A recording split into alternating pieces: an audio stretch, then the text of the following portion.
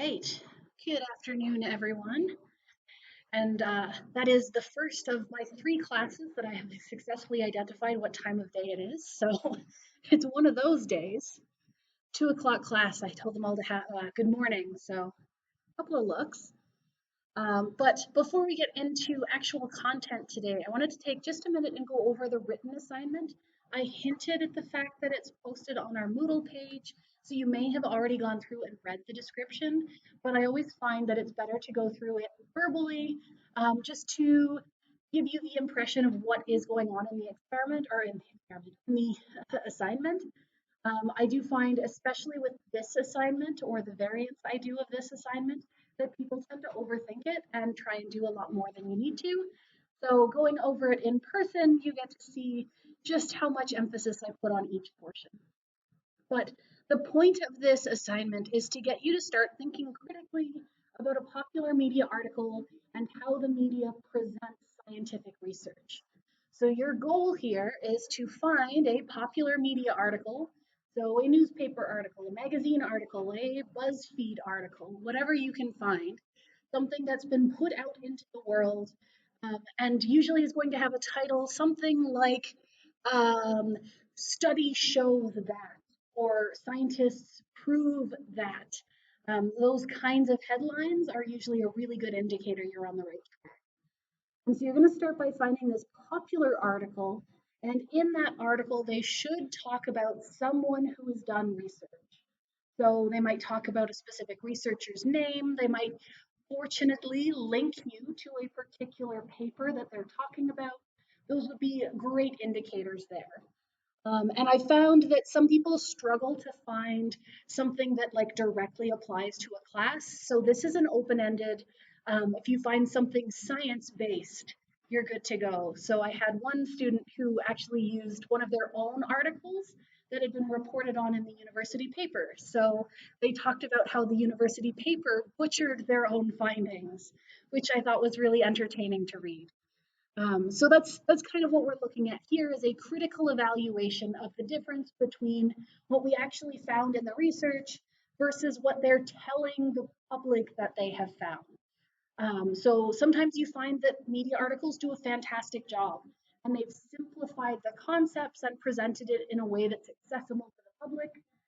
More often than not, it goes the other way and they've made claims that they can't support. You might see a causal claim where they say that A causes B, but when you look at it, they did a correlational study. So they can't make that claim or something like that. And it's those kind of critical evaluations based on some of the stuff we've talked about in class or even your own thoughts. I'm not looking for any particular answers, if you can make a good argument for what they've done well or poorly, that's what counts for me. So make sure that you choose an article and corresponding research paper that lets you do the following questions. There's only 3 questions you have to answer. The first is, what does the popular media article claim?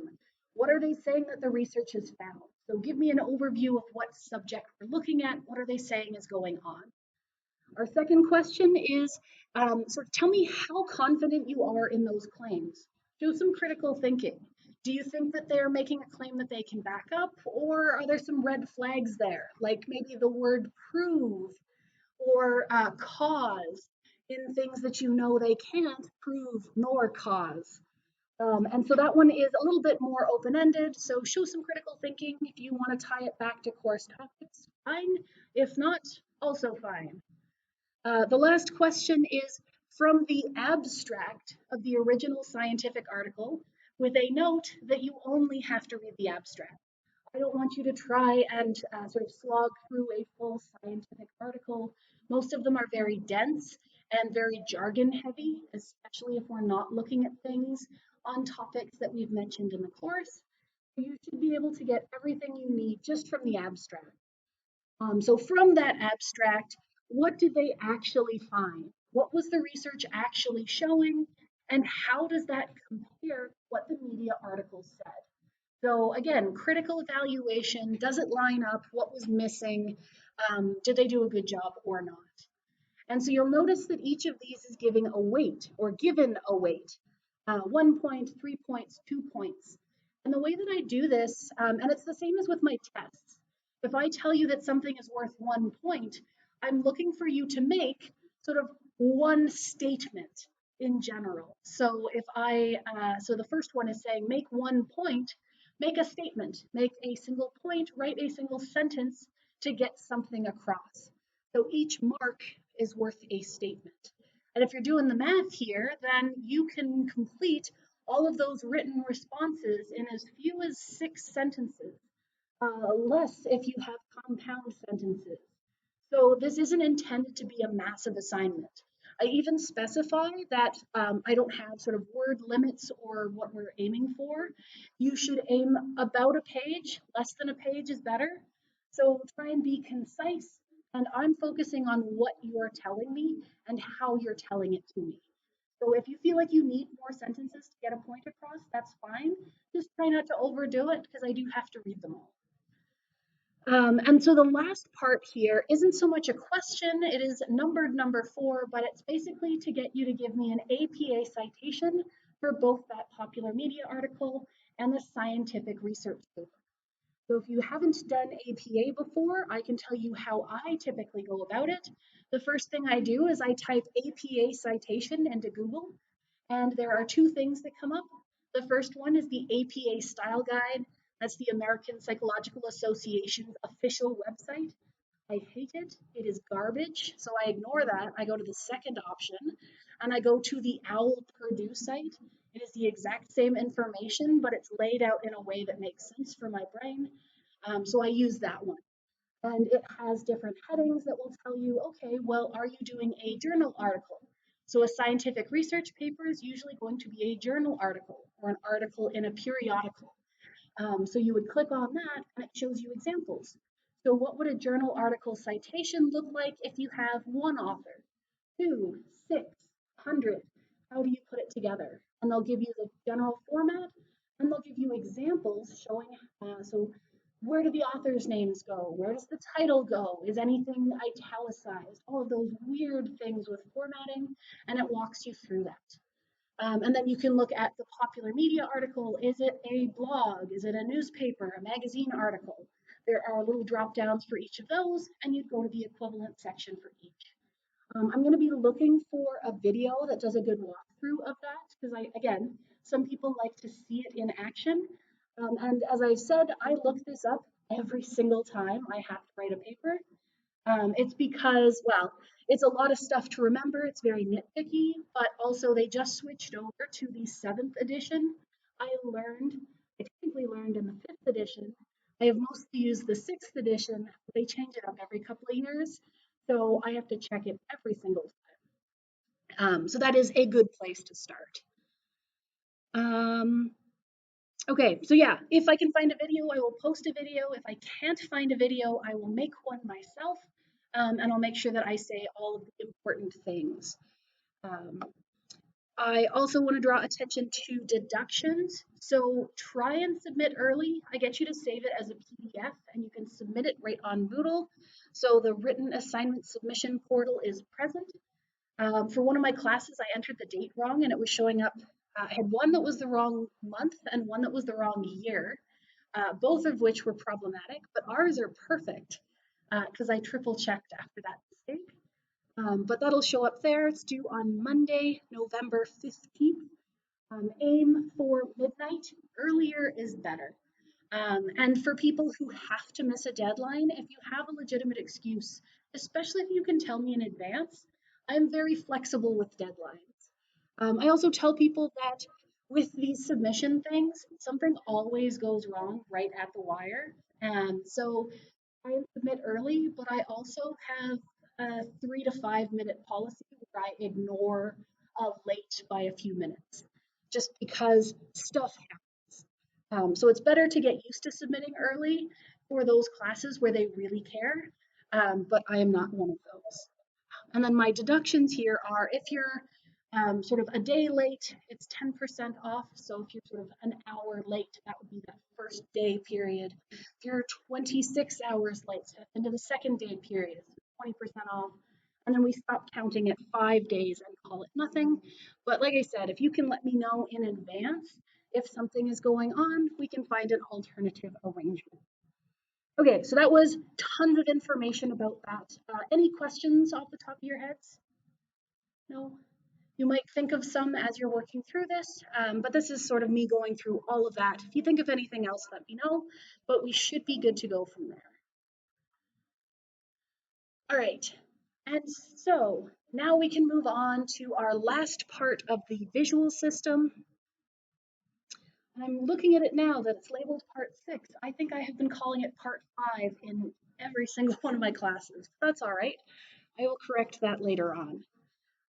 So this is what we've been building to throughout this chapter. So I mentioned that some textbooks like to start with the visual system, but I like to wrap up with it because now we have a lot of those terms and skills and understanding that helps us understand a very complex system just a little bit better. So you're going to find right off the bat that we have quite a few parallels to stuff we've talked about already. So right off the bat, this is going to be similar to our auditory system. So we're looking at light. Light is our stimulus for our visual system. Light is a form of electromagnetic radiation and it travels as a wave. So those waves are going to start you thinking about things kind of like sound waves. And a lot of the properties we discussed for sound waves, we're going to kind of co-opt those and talk about them a little bit differently for light waves. If you have taken a physics class or if you know a little bit about light, you might know that light has a weird duality where it's kind of a wave and kind of a particle. We hand wave all of that and we just talk about it as a wave and acknowledge that it interacts with our sensory receptors, which waves technically shouldn't be able to do, but we don't get into the physics of it. This is already far more info than we'd ever want. But when we're talking about electromagnetic radiation, our visible spectrum is only a very narrow range of these possible waves. So the visible spectrum goes from 400 nanometers to 700 nanometers. The 400 is that sort of blue-purple range, and then the 700 is the red range. And outside of those ranges, it doesn't mean that we have sort of a hard cutoff. That's just where our ability to perceive cuts off. So below that 400 range, that's the UV range. Most birds have receptors that let them see UV, which is why a lot of flowers and bird feathers have UV patterns on them. Just birds and a lot of insects can see that into that range. If we go the other way, above red, that's the infrared spectrum. So same kind of energy, but with just different wavelengths. And if we go more extreme, we have X-rays. We can go the other way to radio waves and microwaves. So these are all electromagnetic radiation. But when we talk about light, we're talking about that very, very narrow limit between 400 and 700 nanometers in the wavelength. All right. So then I wanted to talk next about the properties of light. And this is where we're using some of those terms that we saw with our sound waves. So when we had our slides for sound, we looked at those nice clean sine curves. And we talked about the deviation from the middle was the amplitude. And amplitude was related to increasing energy. So the further away you are from that center line, the more energy you have. With sound waves, more energy meant a louder sound. With light, more amplitude and more energy just means brighter light, higher intensity light. With wavelength, the same way that our wavelength was related to sort of pitch or frequency in sound, with light, wavelength is that relation to color. So again, that 400 to 700, anywhere in between, those different colors relate to different specific wavelengths. And then we can also talk about purity, which in sound was about that tonal quality. Is it a pure tone or is it a noisy tone? And for light, purity is it a pure wavelength or is it a mix of wavelengths? And that relates to our perception of saturation. So a pure wavelength, high purity, would be very bright, vivid colors, high saturation. A messy signal would be something with impurities, with low saturation, more on the gray end of the scale. So very, very similar properties because we're again looking at waves. So it might be a good idea because maybe if I was asking you to make connections between different topics, I could ask you about how does loudness compare to properties of light? So loudness and brightness are both related to amplitude. Kind of a neat way to tie together understanding two different concepts in a single question. So the next thing we're going to do is talk about the different structures that are involved in this. And this is one of those things where on the surface it's kind of intimidating because there's a lot of labels on that diagram. But the way that I approach this is that I walk through this twice. Once with the diagram, so once we're going to walk through it verbally, looking at the diagram as light travels from outside the body and into the eye.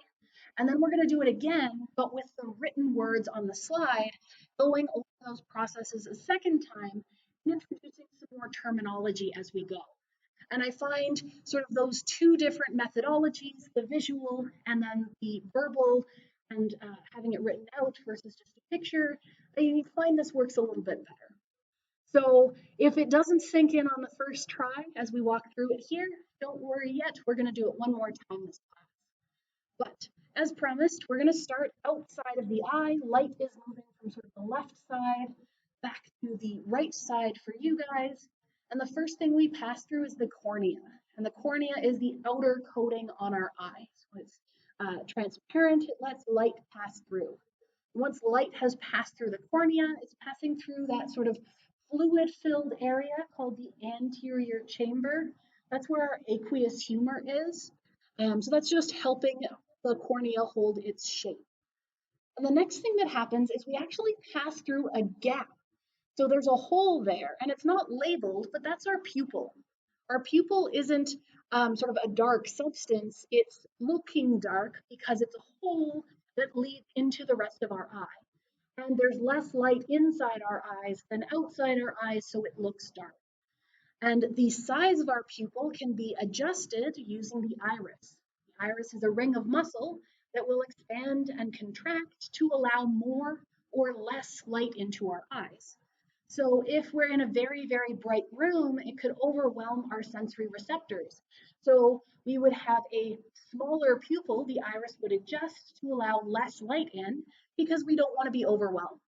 Or if it's getting really, really dark, maybe it's night and we're navigating by moonlight, we would want our pupil to be as open as possible to let as much light in so that we can see as best that we can in those conditions.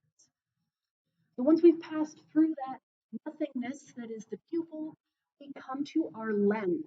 And the lens is just what you expect. It is something that bends and shapes light.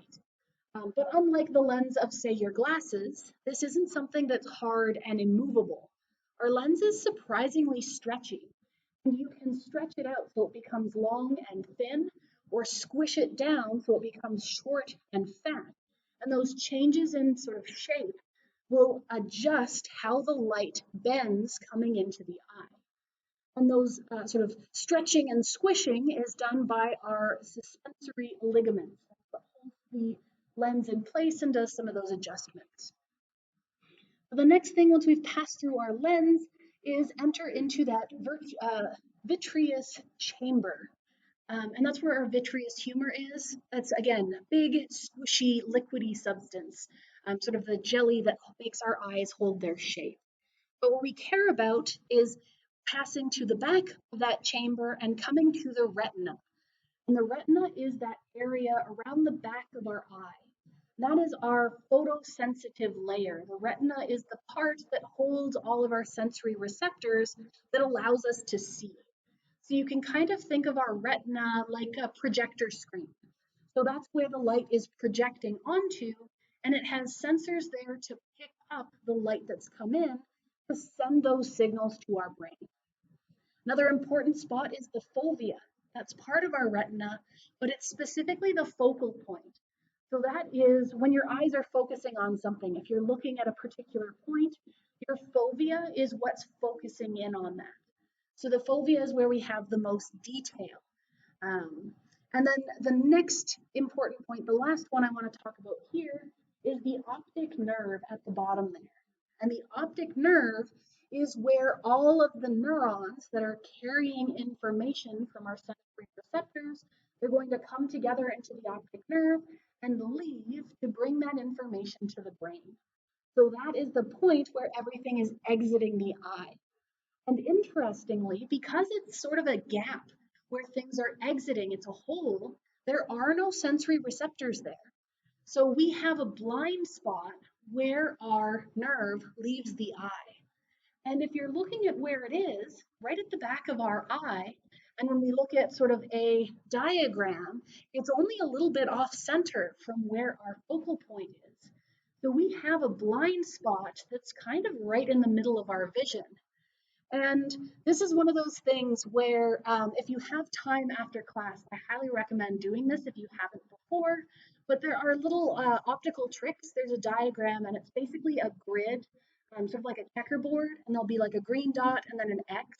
And they ask you to look at the green dot and move your face closer and further away from the screen until the X disappears. And you get to see that we fill in the gaps. We assume that the checkerboard continues, but there's a very specific point, kind of here-ish, where the X just vanishes. So our blind spot is a lot more centrally located than you might expect. So if that's something that you didn't know about, maybe go home and try it out. Maybe trick your roommates into trying it too and not tell them what it means until later, because I find it blows a lot of people's minds. And the reason that we don't notice it is because our brain does a fantastic job of filling in the gaps. So it assumes that things are continuous. And we'll talk a little bit about why towards the end of this topic when we get into Gestalt psychology. So it makes some assumptions, it fills in some gaps, and it glosses over missing information. Kind of the same way, but opposite, where we can always see a little bit of the inside of our nose, but we don't pay attention to it because it never changes. So you're not necessarily aware of it until, again, your instructor draws your attention to something like that, and then you are uncomfortably aware that you can see your nose. So it's little things like that that our brain does a great job of ignoring or glossing over for us. Okay, so as promised, that was a ton of information with very few words on the slide. So let's do it again, but with the words this time. And we will hop back to that image again just to sort of draw the parallels and make sure we're still in the right places. But we'll start at the beginning again. And the first thing that light is going to pass through is our cornea. I always draw attention to the fact that after passing through the cornea, the next almost structure is the pupil, but it isn't technically a structure, it's an absence of things. So it isn't necessarily always included in lists. So the next official structure to pass through would be the lens, but always remind you of where the pupil is. And we said that our lens is capable of those stretching and squishing, getting thinner or fatter to help us see things that are further or closer. Those adjustments are actually called accommodations. And so when we focus on something that is close to us, then our lens will get shorter and fatter. It gets more round to help us see things that are up close. And when we're looking further away, it's going to stretch out, get longer and thinner to help focus on the things that are further away. For those of us who have corrected vision, we have these lenses that help us sort of add those extra adjustments that our lenses can't do. So my lenses do a really bad job at stretching out and getting thin. I can't see very far away. So my glasses help sort of do some accommodations of their own to allow that to happen. And another thing we can talk about while we were mentioning adjustments is the concept of saccades. And these are constant, very, very tiny, almost imperceptible movements in our eyes. So if you've ever noticed when you're having a conversation with someone, if you're watching their eyes constantly seem to move just a little bit. And that's because in our everyday life, our eyes are very rarely still. We hop between locations. When you're looking at someone's eyes, maybe you focus on the inside versus the outside of their pupil. Or maybe the right eye versus the left eye. Your eyes rarely stay still. And this constant movement actually helps us get a clearer picture of the world around us. So those extra movements are really good for helping us see better. And they might also be useful if you're good at picking up on them. They can give away sort of hidden intentions. If someone is paying attention over here but looking over there, their saccades will bias towards where they're paying attention to, even if they're trying to hide it. Just a neat little study that was done fairly recently. Okay, so next, that was sort of the front part of the eye. What about the back of the eye? What about our retina? As I said, the retina is where we're absorbing light, where our receptors are located to pick up the light that's been projected on them. The retina is also an area where a little bit of processing starts to happen. And we'll look at this with an image in just a minute, but what's happening here is we have many, many thousands of receptors in our eye. And we can't afford to have each receptor getting a designated neuron to send a signal to the brain. It's redundant, it's excessive, we don't need that many. And so what happens is that we have cells that will take information from multiple receptors, that will take in sort of all of their firing and will turn it into a signal that's lightly processed and send the average response to the brain. So we have that low level responding where it'll say, okay, all of these receptors are firing. That means that this part of the retina is very bright or something like that. The low level processing happens at that sort of first level right past our receptors. And then, of course, once that information's been a little bit processed, it gets sent out through that optic nerve to the brain. We already mentioned that the fovea is our blind spot. That's one of the terms we already did. The optic disc is the correct name for our blind spot, that location where the optic nerve leaves the eye. I usually just call it a blind spot, but that is the technical term. And so if we look back at this image again here, so we have that optic nerve. So if we think of all along here, all along our retina, that's where we have neurons feeding back from our receptor cells. They're going to head towards this optic nerve, and the blind spot is the hole where they're leaving the eye. All right. So I've been kind of intentionally dancing around the names of our receptors. I've been calling them sensory receptors or light receptors, but we haven't talked too much in detail. If you know about the anatomy of the eye, then you probably already know about rods and cones. And if not, you soon will. So we have two types of receptor cells, rods and cones. Rods are really good in low light conditions, and they only detect sort of presence or absence of light. So our rods give us really good black and white vision. We tend to use them a lot at nighttime, and they give us a lot of detail about movement. So when things are moving, our rods are really on that. In contrast, our cones do color. And I always remember the two things that start with C go together. So cones are always color. And they do color as well as daylight vision. And the reason for this is in order to see colors, in order to distinguish between those different wavelengths of light, we need to have a lot of exposure to that light. We need lots of energy coming into our eyes to figure out exactly what wavelength we're looking at. So we need lots of light entering the eye to get color vision. Our rods, which just do is light present or absent, don't need that much energy, and that's why they can do okay in low light conditions. Our cones also give us information about detail, which might sort of make you think about our focal point, where we focus when we want detail on something. And in fact, our cones do exist at our focal point in the highest concentration. But before we go look at their relative distributions, we can talk about the process of adaptation. So this is when we become more or less sensitive to light as needed. I mentioned the fact that our pupil can be bigger or smaller based on contraction of the iris. We also have this difference between our rods and cones where cones do really well in high light conditions and rods do really well in low light conditions. So we do this process of sort of swapping over, of adapting to either brightness or darkness when we have a change. And the best way to envision this is the process of movie blindness. If you've ever gone to a noon movie, you go into a movie theater at high noon, right outside, you go sit in the theater for 2 hours, maybe 3 hours. You've sat in the dark, your eyes have gotten used to it being dark, so your rods are currently active. And then you step outside of the movie theater and it's 2 or 3 o'clock in the afternoon. The sun is high in the sky. It's so bright. Your eyes are watering. Your pupils are tiny and you're squinting and trying to blink away tears because it's too bright. That would be prior to adaptation occurring. The first minute or so, your eyes are going to continue hurting because there's too much light.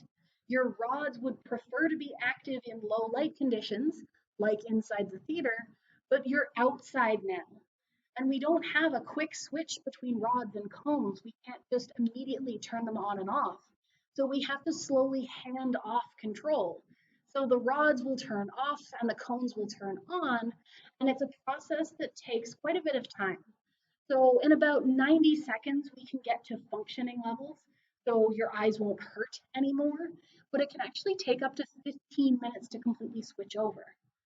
And so that's adapting to brightness from dark conditions, but we can also go the other way. If you think of going to bed at night and maybe you have to turn your light switch off and then walk to bed.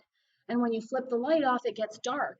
And it is so dark that you can't see anything and you just have to hope there's nothing to step on in the darkness. But by the time you stumble into bed, maybe 60 to 90 seconds later, it starts looking a little bit brighter. And then within 15 to 20 minutes, you can see just fine in the dark. So if you got up in the middle of the night, you'd be okay, say, walking to the bathroom in the dark because the rods would have kicked in by then. So that's adaptation. And I'm actually going to hop ahead 2 slides. I kind of put these guys out of order, but I like to talk about the relative concentration of our rods and cones first. So we're going to do this one here. And so this is a strange graph. So I try and orient you towards this every time I explain it. So we're going to look at the image of the eye here. This is looking down on the eye from above. The fovea is our 0 degree point. That is our reference point or anchor point. And we're measuring degrees as we go around the back of our eye away from the fovea. So the larger the number, the further away we've progressed from the fovea. So that's our orientation there. So if we hop over to the graph, the 0 mark, the angle in degrees, shows us where the fovea is. And the further away we get, the more we've wrapped around the back of our eye. And so this is looking at our retina to see where our rods and cones are located. So our fovea goes, that is the peak in the middle that is all red. So lots of cones in the middle, and that makes sense. We talked about our fovea being the focal point. That's where we want the most detail, and cones do detail. So cones are in very high concentrations at that focal point, and then they drop off really, really quickly. So we have a really sharp drop off, and once we're outside of the fovea, we have very low levels of cones. In contrast, we have the rods, we have none of them at our fovea, none at the focal points. If you look at the 0 mark, there's a conspicuous gap in our blue graph. And that's because the cones have kind of crowded out any rods that would be there. There are so many cones so densely packed together that there's no room for anything else. So instead, the rods have to be in higher concentrations just outside of the fovea. So just outside of our focal point, we have those peaks on either side in the blue for our rods. And you'll kind of notice near that peak on one side, that's our blind spot where we have no receptors. So it's showing us that a hole cannot have receptors, so there's neither rods nor cones there. And then with our rods, they go up to very high levels just outside of the fovea and they drop off, but a lot more gradually than the cones did. So we have that slow, gradual drop off. And in this instance, you can look at sort of relative concentration. If I say, asked you a question about if we're looking at the fovea, are there more rods or cones? Or if we're looking outside of the fovea, are there more rods or cones? And so here, anything in the fovea, there are more cones than rods. Pretty much anywhere else, there are more rods than cones. And in the eye overall, we have far more rods than cones. You can see there are sort of massive amounts of them pretty much everywhere. And the differences on the outside, sort of around our periphery, that's where we have almost no cones, but we have tons of rods. And you might not have noticed it before, but our peripheral vision, so where I can kind of sort of see my hands here, I can see them very well. I know that they're moving, I know that they're there, but I can't necessarily detect color. So I might not know what color my watch is until I move forward just far enough to see it with enough cones present. So our periphery is really good for things like movement. It can give us black and white and shapes, but it can't give us detail and color. And we'll talk a little bit about some of the useful tricks in our periphery when we talk about attention. There are some interesting things that our brain is capable of in the periphery, but I think I have a whole talk about that in that chapter. So now we can go back to the other image. And this is when we're looking at the cells that are involved in the retina, or the cells that make up our retina. And the textbook, I believe, goes into a whole lot more detail than I tend to here. So we're going to hit the high points. But what I'd like to draw your attention to is we're looking at this kind of the same way that we did at the beginning with our giant eye diagram. We had the lens on my side of the screen, and we had the back of the eye on the far side of the screen, and the light was moving from my side to the other side. Same thing here, light is still moving in that same direction, so it's traveling from the lens, which would be on my side of the screen, to the optic nerve, which would be on the back side of the screen. But you might notice something a little bit weird here. If our rods and our cones are our sensory receptors, that's what the light has to hit in order to interact and activate them. Why are they the last thing that the light passes through? This was one of those things that threw me off for years studying biology. But light has to pass through all of these structures, all of these supports, all of these other cells. You'll notice we pass through a row of ganglion cells. We pass through some bipolar cells. We even pass through the cell bodies of our rods and cones, of our receptors, before we reach the part that is actually light sensitive. So we have to pass through all of this scaffolding in order to get to the point where we can interact. If we were designing an eye, we might flip it around so that we didn't have to run through all of that mess to get there. But this is the way that it's worked together. This is how it's evolved, and it might not be the most elegant solution. So let's see what we're looking at here. So if we start with our photoreceptors, you can actually start seeing why they're called rods and cones. The rods are sort of long and skinny, and the cones are tapered and cone-shaped. And here we see that sort of low-level processing that happens. Our rods, we have 6 of them that are feeding into a single bipolar cell. So that bipolar cell is taking in sort of firing and input from all of those rods, and it's going to combine them and send it out to a ganglion cell. That's that low level of processing where it's combining the sort of signal from all of those rods and turning it into a single signal that gets passed to the brain. The cones don't get condensed as much. So there we have a one-to-one with the cone to a bipolar cell. And that kind of makes sense where our cones are high in detail. They're giving us information about color. So maybe we care a lot more about those individual receptors. Our more general and low light sensitivity rods, yeah, it kind of makes sense to condense those together, but the cones get their own, so less processing for them. And we could go into the specific role of all of these different cells, but this is already a very bio-heavy chapter, so I kind of hand wave that. And we just know that there are bipolar cells and ganglion cells that are involved. And what happens after here is that we're going to be filtering those signals into our optic nerve and sending the information to the brain.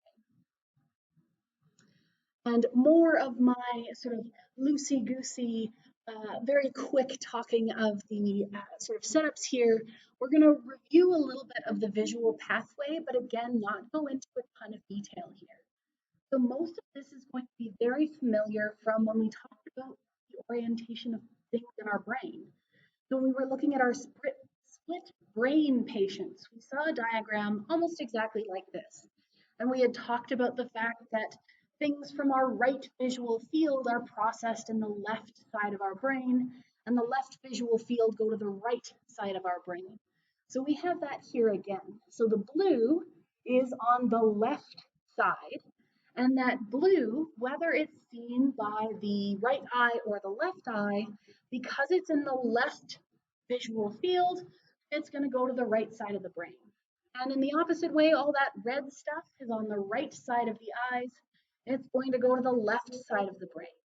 And for those, for the eyes and the signal that needs to cross over, so the right eye information that needs to go to the left side of the brain, the red there, it's going to cross over at the optic chiasm. That crossover point is happening in that specific location, the optic chiasm, and that's using the bridge created by our corpus callosum. So when we were talking about our split brain patients, these were people who had that connection severed. So there was no crossover at the optic chiasm. So you can kind of see why they would still be able to see some things because the red side would stay on the left on the left for the left eye. We can see that it doesn't cross over, but we also get some signal on the right eye sending some of the information over left side. So a little bit more complex there. And we could talk about sort of the specific areas and the levels of processing in there, but that's a lot more detail than I really like to go into here. Instead, I'd rather talk about something a little bit more fun, and these are feature detectors. So these are individual neurons in our brain, in our occipital cortex, and they respond to selective features.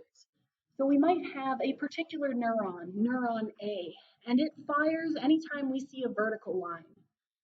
And if we rotate that line, if we pivot it just a little bit, we're going to hit a point where neuron A no longer fires because it doesn't register as a vertical line. But then maybe neuron B starts firing because it's a 5-degree rotated line. Or maybe we go further and neuron F starts firing because it's a horizontal line. It isn't just lines, we have these 4 different shapes. They respond to edges, even beyond visual stuff. There are neurons like this for sure in rats that respond to body orientations. So things like our kinesthetic and vestibular systems, they have specific neurons that tell us when rats are in specific orientations. So we have these neat little spots in our brain that kind of give us a shortcut to say, you are looking at this category of thing. And the more complex ones that we have are really cool. We have cells that specifically respond to faces. So we have parts of our brain that start firing, that light up when we see something with vaguely face-like proportions. So it could be a human face, or it might be an oval that has 2 circles at about eye level. That might make that area light up too. And that lighting up to things that are kind of the right shape might be why we're so good at finding faces in different items. So maybe you have a potato that's lumpy in a way that makes you think of a face, probably because it's causing activity at that particular neuron. So those are a really neat factor that we're getting more and more understanding of as time goes on. And especially now where we can do single neuron recording, we can actually insert a probe into an individual neuron and measure every time that neuron fires. So we can see how much rotation is required for it to be registered as a vertical line or not, or how much do we need to adjust our oval and circles before it's no longer a face, and things like that. And then the last thing that I want to talk about very, very briefly here is just setting us up to start talking about how we perceive color. And this is kind of a weird out of left field section until we start talking about how our cones combine things to give us information on color when it kind of makes sense. But the reason I'm doing this is we have one base understanding of color mixing.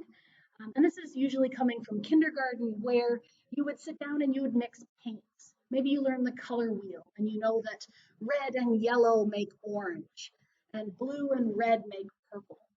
That's what we call subtractive color mixing. And the reason why we call it subtractive color mixing is because when we're looking at something that is a particular color, when we're looking at an object, that object itself isn't a color. It is in fact reflecting light that makes it appear a color. So what does that mean? If we have red paint, so you have a bottle of red paint, that paint has qualities that make it absorb all of the colors of light, all of those different wavelengths, but not red. So it reflects the red wavelength of light. And so we see red when we look at it because that's what it's bouncing back to our eye. If we think of white light starting with all of the possible wavelengths of light, something that looks red because it absorbs everything except red and it reflects red. Something that looks blue because it's absorbed everything except for the blue wavelength. So when we're talking about subtractive color mixing, we're talking about what wavelengths have been pulled out of white light so that we can see it. So if we were mixing red and blue paint, the red paint had absorbed everything except red, and the blue paint had absorbed everything except blue.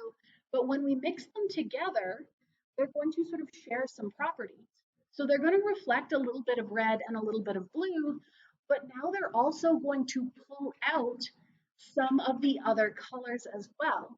So that red paint had the quality of absorbing blue. So when you mix it with blue, you're going to lose some of the reflection there. And that's why subtractive color mixing is sort of pulling out wavelengths. And so when we mix colors together, like this visual here, the more things you mix together, you get closer and closer to black. And black is the ideal. When you did this in kindergarten with finger paints, you'd mix your red and your yellow and your blue, and you get that awful brownish gray color. That's as close as you can. But that's happening because you're mixing stuff together and it's absorbing more and more wavelengths, so it's getting less and less color reflection. What we're looking at isn't something that's sort of absorbing light. We're looking at light itself. So we're starting with different colors of light that get added together. And so the more frequencies we add together, the more wavelengths we add together, the closer we get to white. So we're adding those together. And so here we have blue, green, and red. And the reason why, oops, wrong way, if I scroll in the other direction to this diagram here, uh, blue, green, and red, the two outside and the inside. So that would be a pretty decent approximation of the whole visible spectrum.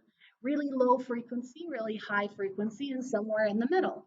So that's approximating white light, which has all wavelengths in it. So that's why when we add those three types of light together, we get closer to white because we're starting to approximate a full spectrum. And that is a weird concept, and I understand that. That is why I always include this neat little YouTube video where they actually show you mixing different colors of light, mixing different colors of paint, and going over that difference between additive and subtractive. So if you're still struggling with the concept, I recommend looking at that video. But that's going to set us up because we need to use additive color mixing to look at how our cones are interpreting incoming light of different frequencies or of different wavelengths. So we'll pick up there on Friday.